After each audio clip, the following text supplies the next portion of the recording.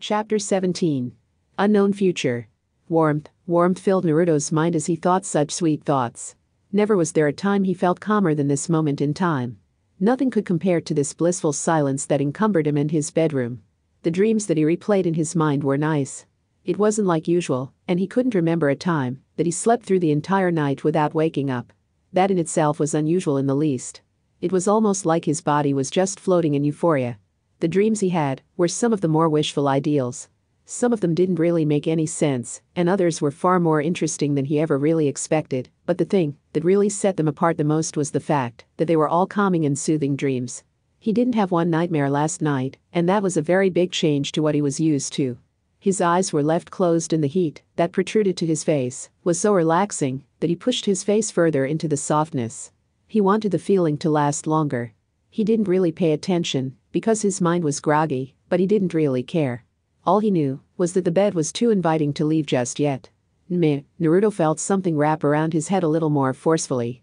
He felt something else move underneath the covers and touch his leg. I'm just dreaming, he thought, trying to ignore the weird sensations around his body. He remembered that there were these instances in which he would be dreaming while feeling awake. A couple of years ago, he asked Jiraiya about these strange phenomenon that occur, and the sage only replied that they were something called lucid dreams. The orange-haired boy liked the term, and it fit the scenario very well. He was just dreaming. That's all. Nothing more. Nothing less. He would eventually wake up entirely and just realize it was nothing. He pushed a little further into his pillow and relaxed his body again. Once more, the force pulled his face closer and his nose pushed deeply within the soft texture.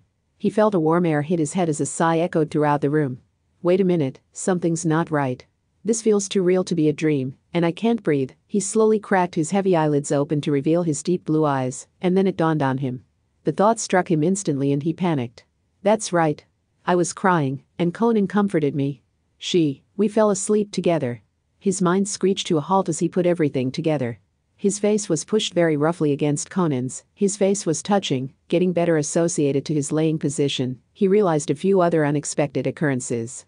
His right arm was laid over her waist and placed against her bottom. His pupils dilated as he registered this exciting feeling that laid across his palm. As these thoughts raced around his mind, he realized that he had to use the restroom, really badly. Then he realized something far more dangerous was approaching as he felt his lower region was as stiff as a board. It's touching her. Oh my god. I'm so dead. If she wakes up this way, what do I do? Naruto asked himself and thought, I should think this rationally. I am a ninja after all, and this could be a life or death situation. He decided that he should first move his hand off of her butt and slide upwards, so it would seem as if he were still sleeping, and it could rest somewhere on her upper torso. He took a soft and uneasy breath, and started to slowly move his hand. It rubbed slowly against the fabric of her pants as he continued to move upward. Tensions rose highly as he continued playing with fire. Feeling the hand finally leaving the waistband, he breathed a sigh of relief. Good. Now just a little further. Do you feel better, Naruto-kun? His heart stopped beating, and his mind fell into an empty abyss. The unthinkable voice echoed in the room, completely shattering the silence that blanketed the room for so long. His mouth was far too dry to answer that question. Licking his lips and clearing his throat, he answered, yeah. There was no answer back after some moments, and Naruto became scared of what was about to be said next. I hope she doesn't bring it up. Please don't say anything about it. Please, Donheim. Good, she replied sleepily, completely unfazed by their embrace. Thank you. Naruto thought in relief.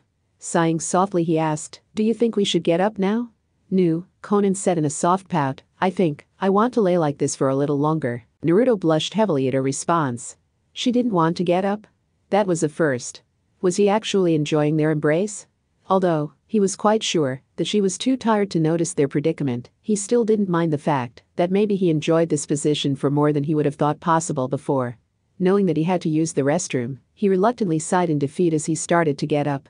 Conan whined softly as Naruto pulled himself off of her and stretched his wide shoulders apart.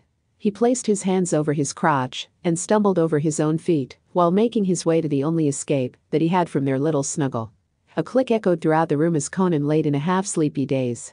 The light danced on the walls as it peeped over her shoulder from the window, silently asking her to wake up. She winced lightly as she sat up and threw her hands in the air. A loud moan elicited from her mouth as the muscles stretched throughout her body. That was the best sleep I've ever had, she thought absent-mindedly. She looked over to her right and saw a small brown bird resting on the windowsill.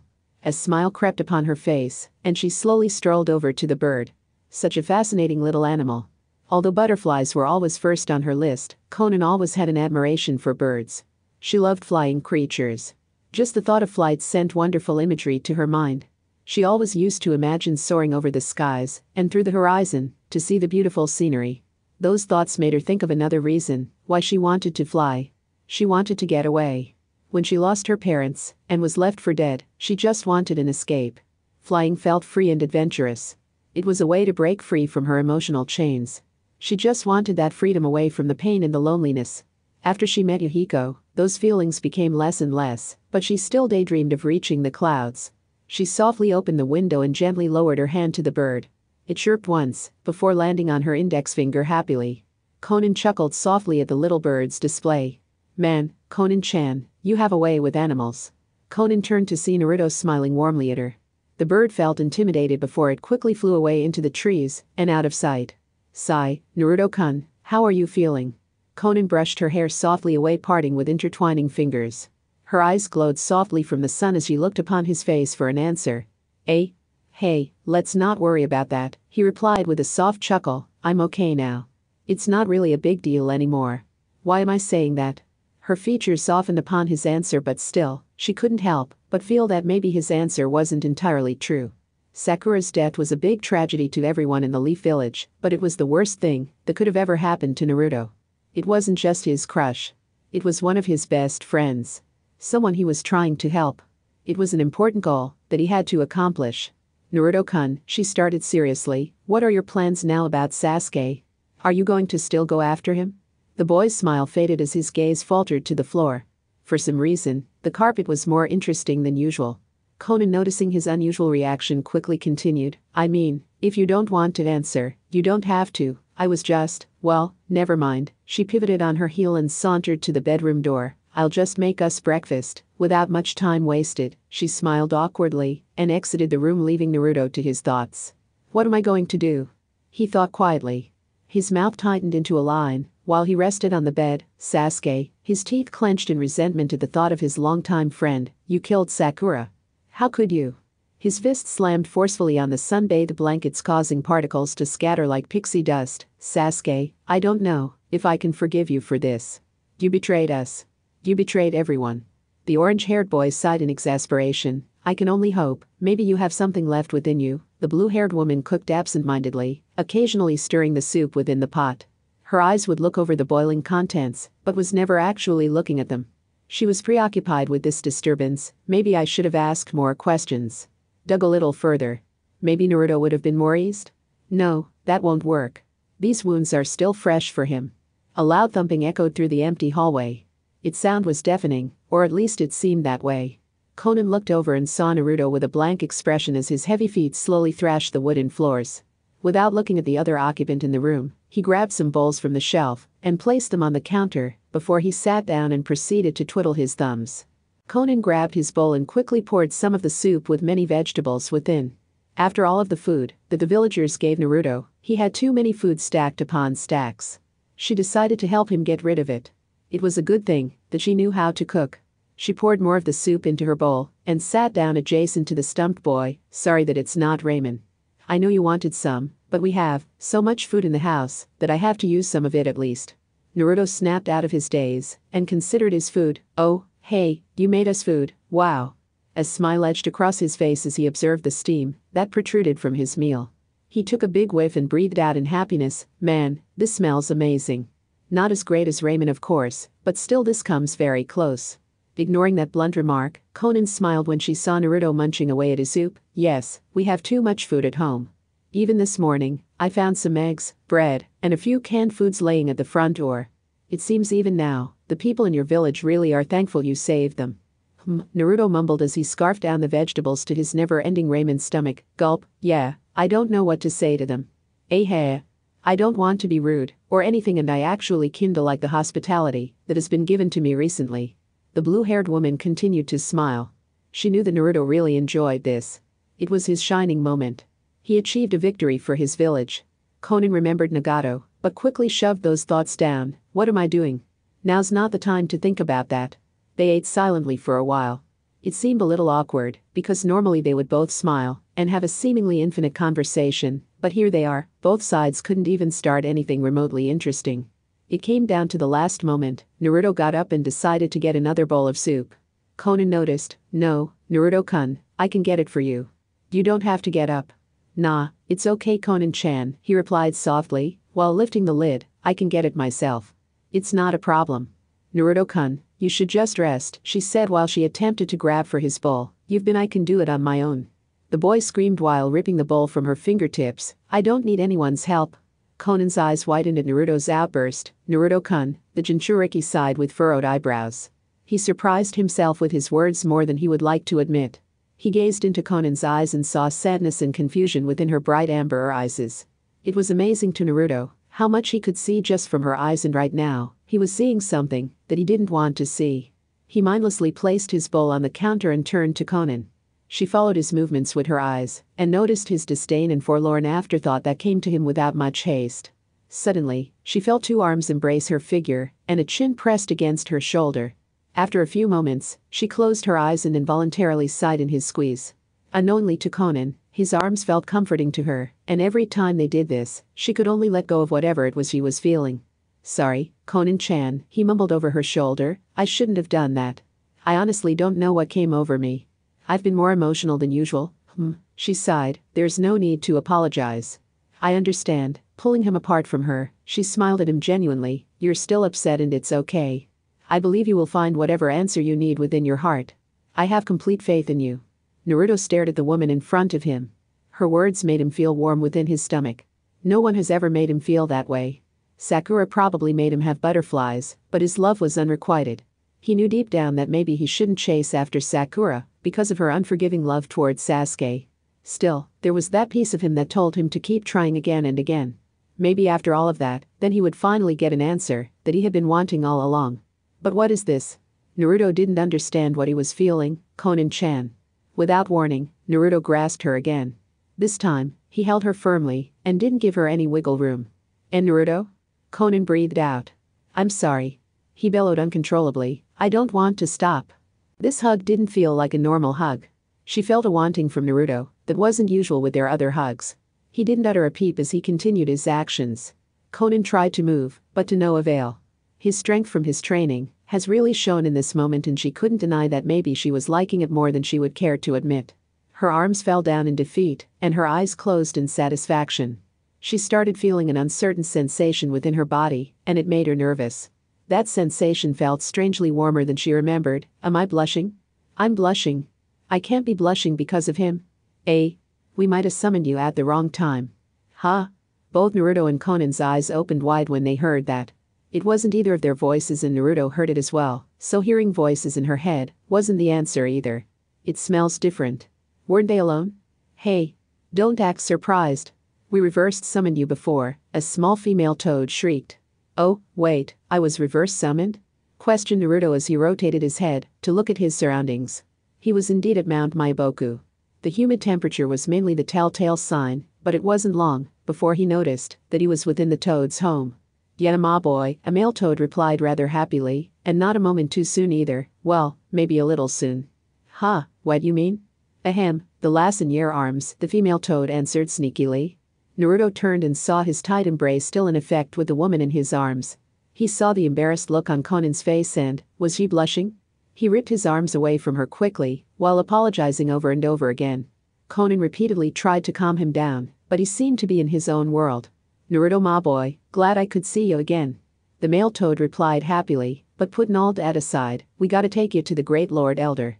He has some divine talent for your future you need to hear. Naruto seemed intrigued from the toad's response and glimpsed over at Conan. Oh, okay, Conan-chan, you will have to sit here while I actually, Naruto, the male toad interjected, grabbing the attention of both humans, bring the lass with you too. This concerns her as well. Wait, you can't be serious, Conan replied uneasily. What does this have to do with me? We're not sure, the female toad spoke up. He only said that he needs to see a female with blue hair. I don't know. Naruto and Conan both exchanged glances at each other before Naruto grinned. Okay. Let's go see Gramp Sage. There was a pitter-patter of feet along the dirt and grass. The toads kept the lead as Naruto and Conan fell slightly behind. Conan observed the scenery around her while they walked closer to the elder toad's location. She had such awe on her face, and it made a small upward curve formed on Naruto's lips as he watched her curiosity peak. You've never actually seen anything like this before, have you? No, I haven't seen anything like this at all, the woman said in wonder. I have been to several countries, but this realm is unlike any habitat I have ever had the chance to encounter. It's beautiful. Yeah, I've been here a bunch of times, but this is only your second time being here, the orange-haired boy responded, while laying his hands behind his head. What? The shock clearly evident upon her face. I've been here before? Oh yeah, the male toad's mind clicked. I remember now. You're the last thaw Naruto brought in. He went through a lot of trouble bringing you back to his village. He even got the other toads in a fuss for using the reverse summon technique. But I swear I ain't never seen such a passion in a young man's eyes than I did when he told us about you. His eyes glanced to Conan. He really had ta get Taya, and he ain't such a bad kid, so we did him a favor. At first I didn't think it would work, Naruto replied rather dully. I brought myself to Mount Maiboku when I realized they could summon me.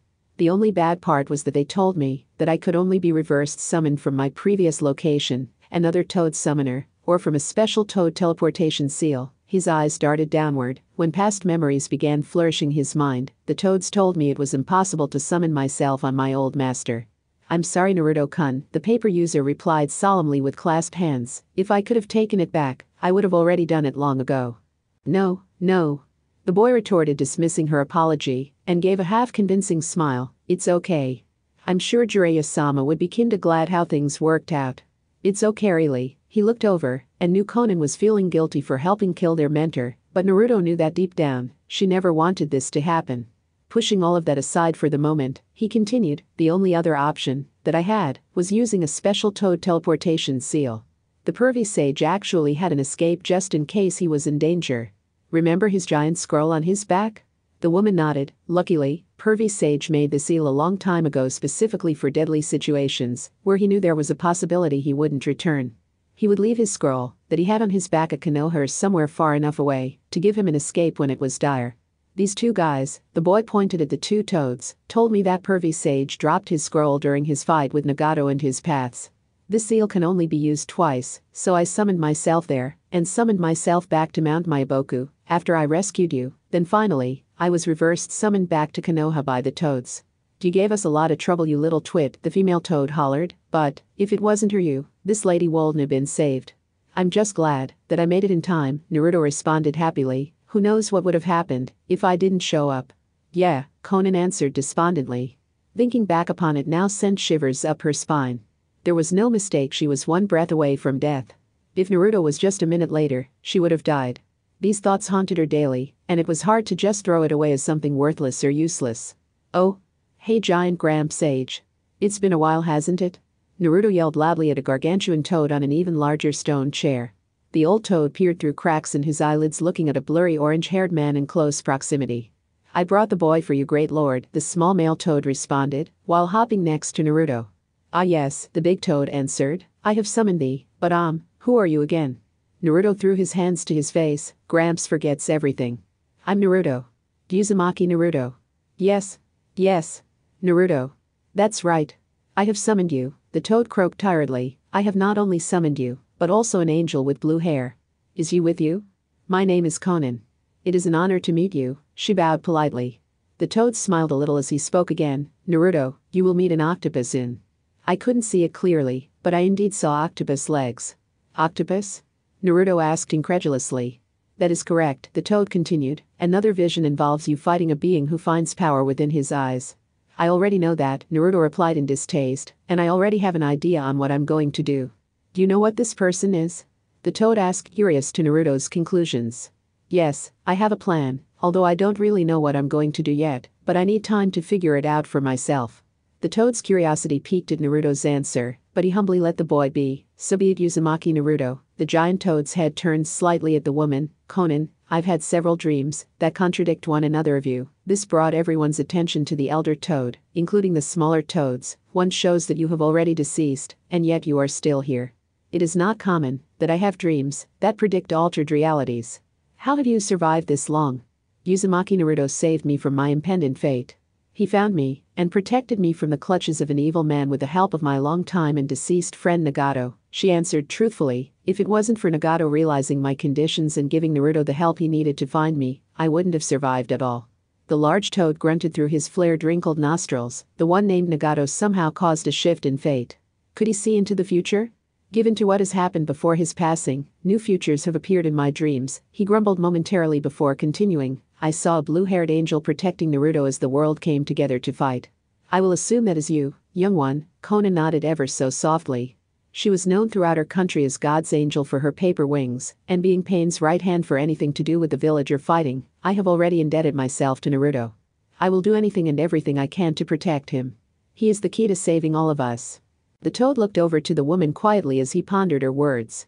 The look gave a serious atmosphere to everyone in the vicinity. Before anyone could speak, the elder toad spoke up. Konan of Omegakure, I have also foreseen you and Naruto working together with the toads, and using them to your advantage. Gematora, the other medium-sized toad left in the room, looked up at the elder. I have also seen you within a dream, where you stored yourself within Naruto. You may give the fourth key seal to Naruto. Naruto, please summon the toad's summoning scroll for Konan to place her name upon. What? Konan quickly retorted with widened eyes. There's no way I can't use. I'm not worthy, elder toad sage. Please forgive me. Fukasaku saw Konan's distress. Take it easy, lass. It's not common that the elder ever gives the special summoning scroll to just anyone. You should feel proud that you are receiving the right. But I'm not worthy. I've even helped in the death of Jiraiya-sama. There's no way that I can possibly be forgiven for this, Konan-chan. It's all right, Naruto butted in with a smile. They already know about all of this stuff. The elder toad seems to like you. I don't know what he's seen, but he's helping us. Konan looked back up to the elder toad before she fell to her knees with her head rubbing against the ground. I'm sorry, elder toad. Please forgive me for killing your disciple. I promise from this moment forward, I will treat your kind as I would a brother or sister. Thank you for giving me this opportunity. I will not let you down. The elder toad looked at her sternly before he let out a deep chuckle. Get up, young one. It's all right, the woman mentioned looked up in confusion. You have proven your worth long ago. You have as much right as Naruto to use our prestigious clan. Please, Naruto, gather the scroll and let Konan sign it. Complying to the elder toad's commands, the boy bit his thumb, wiped the blood on his palm. He threw several hand seals before he slammed his palm into the ground in a forceful action. Kuchiyus no Jutsu. Bombay bigger toad about the height of Naruto appeared through the thick cloud of smoke. He had orange bumpy skin and blue markings appeared all over his body in unusual patterns. He only croaked once before he extended the scroll to the party with his slimy tongue. It dropped to the ground with a soft thud as Naruto thanked the toad. With haste, he opened the scroll to the next available slot. His features slowly changed into sadness as he noticed his master's name and print stored within the scroll. But as quickly as they appeared, Naruto shifted gears and smiled tenderly as he gazed at Konan by his side. Just bite your thumb with enough force to draw blood. Write your name and mark your fingers with blood on the bottom, then you're all set. Gematora, who's been quietly sitting at the elder toad's side, shifted quickly to respond to his commands. Sir, I will pull the fourth seal scroll for you. He proceeded by expanding his body to shape a scroll in between his body and rolled out the scroll revealing the entire key. Naruto turned. Just press your fingers in this square. It will give you what you need to perfect the jutsu that Jiraiya told you about. The boy looked at his hand in uncertainty. Could this really be it? This could be a lot harder than I anticipated. Am I really ready? Do you seem unsure, Naruto-kun? Konan said with a slight frown upon her face. Do you think you're ready for this? Konan-chan, he responded with closed eyes. I know that the nine tails can consume my will and be set free if I don't do this correctly. My only concern is that I won't be able to get rid of the anger that fills my heart when bad things happen to people close to me. I can't really take it, you know? Konan nodded her head in understanding. She witnessed his rage firsthand, and she didn't like it either. But deep down she knew that Naruto can accomplish it. Naruto-kun, I completely understand. It's difficult losing someone close to you, or someone that you love. But think of it this way, you will need this chakra to challenge Sasuke, to challenge Madara and help your ultimate goal of saving your friends. Naruto-kun, she placed her hand upon his shoulder, you have to do this for yourself. Show the nine tails that you can overcome his will. That your will surpasses his will of hatred. I believe in you. Everyone in your village believes you can do anything. Naruto kept his eyes closed in his cloud of thoughts. He felt the fire fill his belly as his confidence rose to all-time highs. This motivation. It feels good. I can do it. Everyone believes in me. Even Dad said he had faith in me. I have to trust in myself. You're right. I can't get depressed about it now. I have to control it. He smiled bravely, summoned chakra to his fingertips, and pressed his fingers in the square area of the seal. Good, Gamatora replied in finality, while closing the scroll. Next step is trying to find that octopus. Croak.huh?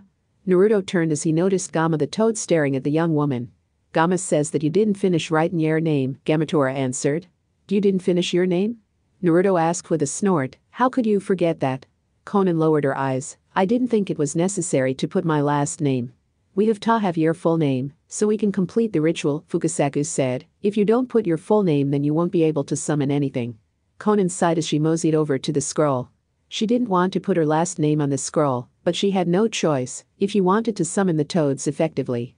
Personally, she was trying to avoid placing her last name for fear of being known, but she couldn't back down now. It's not like I can't trust anyone here. I'm safe here. I trust Naruto. The boy in her thoughts walked over to her, curious to what her last name was because she never told him. He never even heard it. She kept it secretive, and he couldn't lie and say that he didn't want to know. He had asked her once or twice, but she always told him that it wasn't the best time to ask, or that she just wanted it to be forgotten. That it was a part of her past that she never wanted to relive ever again. He always abided by her rule and just shrugged it off. It's not like it was hurting anyone anyway. Okay, I finished it. Naruto looked down at the scroll with a laugh, and everything in the background went black. His eyes widened at what he saw. His heart sank at what was written down next to his name. There was no way in a million years. It just wasn't possible. How could he not have noticed before? He took it back. Now he knows why she didn't want anyone knowing. It was a dangerous name, especially because of where she was living. Being anonymous is what made her survive all these years. Right above the 5 fingerprints was written in formal letters in fresh red blood, Konan Senju. End of chapter 17.